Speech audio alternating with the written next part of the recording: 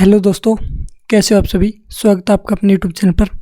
तो जैसे कि आपको पता होगा कि नवीन सर अभी नया एक सीरीज़ करवा रहे हैं जिसमें वो पॉलिटी करवा रहे हैं, तो उसका हम रिवीजन कर रहे हैं।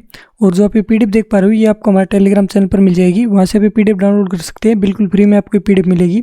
आज उन्होंने राष्ट्रपति की आपातकाल शक्तियों के बारे में बताया था। तो ये भाग नंबर 18 में आती है, जो कि जर्मनी के संविधान से प्रेरित है। और ये आर्टिकल 352 से 360 तक आती है। आर्टिकल 352 में राष्ट्रीय आपातकाल की घोषणा उसके बारे में बताया है।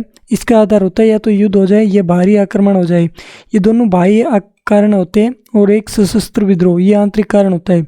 सशस्त्र विद्रोह 44वें संविधान संशोधन के तहत 1978 में जोड़ा गया। इसमें पहले इसे आंतरिक अशांति का शब्द यहाँ पर इस्तेमाल किया जाता था। राष्ट्रीय आपातकाल की घोषणा ये राष्ट्रपति करता है मंत्रिमंडल की लिखित परामर्श पर।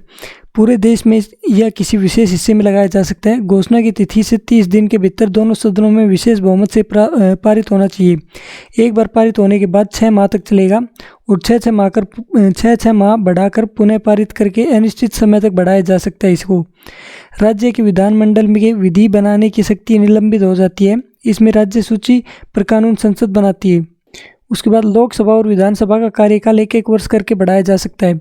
आर्टिकल 19 की स्वतंत्रताएं स्वतः निलंबित हो जाती है, जो कि आर्टिकल 358 से बताया गया है। इसमें बताया गया है कि आंतरिक कारण में निलंबित नहीं होंगी ये। आर्टिकल 19 के अतिरिक्त फंडामेंटल राइट का निलंबन हो जाएगा, जो कि आर्टिकल 359 में बताया गया है। राष्ट्रपति के आदेश से चाहे तो सभी अनुच्छेद को निलंबित कर सकते हैं।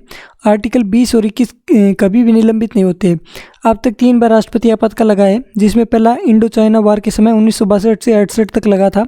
दूसरी बार इंडो पाक वार के दौरान 1971 में लगा था। और तीसरी बार आंतरिक अशांति की वजह से 25 जून 1975 को लगा था। इस समय जो प्रधानमंत्री थे वो इंदिरा गांधी थे और प्रेसिडेंट फखरुद्दीन अली अहमद थे। 1977 चुनाव में जनता पार्टी की सरकार बनती है और यह आपातकाल की जांच के लिए सह आयोग का गठन करती है।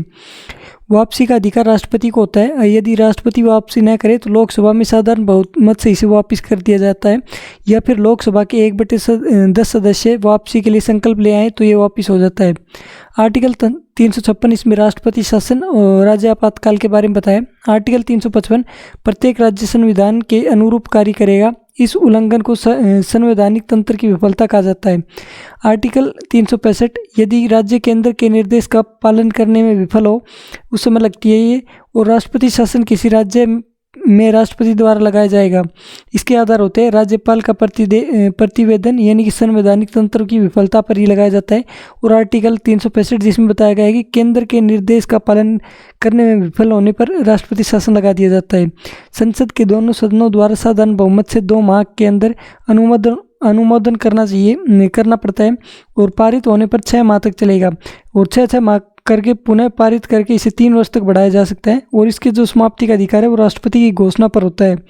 इसमें जो शासन होता है वो राज्यपाल या सचिव या फिर राष्ट्रपति द्वारा नामित कोई व्यक्ति के हाथों में होता है और शासन राष्ट्रपति के नाम से चलता है। मुख्यमंत्री और मंत्रिपरिषद इसमें भंग हो जाती है। सबसे ज़्यादा बार राष्ट्रपति शासन यूपी और मणिपुर में 10-10 बार लगाए और जम्मू कश्मीर में सबसे ज़्यादा दिन 6 वर्ष 2 माह और 20 दिन तक लगाए। उसके बाद पंजाब में 4 साल 4 माह और 15 दिन तक। सबसे पहली बार पंजाब में लगा था 1951 में 20 जून 1951 को, और उस समय यहाँ के सीएम थे भीमसेन सच्चर। राष्ट्रपति शासन की न्यायिक समीक्षा हो सकती है और राष्ट्रपति शासन 136 बार लगाए पूरे देश में। सभी राज्यों में मिलाकर राष्ट्रपति शासन अब तक 136 बार लगाए। आर्टिकल 360 इसमें वित्तीय आपातकाल आता है। इसकी घोषणा राष्ट्रपति द्वारा की जाती है और इसके आधार होते हैं कि देश की साख कमज़ोर होने पर या फिर वित्तीय स्थायित्व कमज़ोर होने पर। जो वित्तीय आपातकाल है ये भारत में अब तक एक बार भी नहीं लगा है और संसद के दोनों सदनों में के साधारण बहुमत से इसे लगाया जा सकता है। और इसके जो वापसी का अधिकार होता है वो राष्ट्रपति के पास होता है। तो ये आज का लेक्चर था जो कि मैंने आपको कंप्लीट रिवाइज करवा दिया है। वीडियो आपको कैसे लगे हमें कमेंट बॉक्स में जरूर बताइए। और ये पीडीएफ आपको चाहिए तो पीडीएफ आपको हमारे टेलीग्राम चैनल पर मिल जाएगी, वहाँ से आप पीडीएफ डाउनलोड कर सकते हैं। तो इस वीडियो में इतना ही, मिलते हैं आपसे अगली वीडियो में। तब तक के लिए धन्यवाद।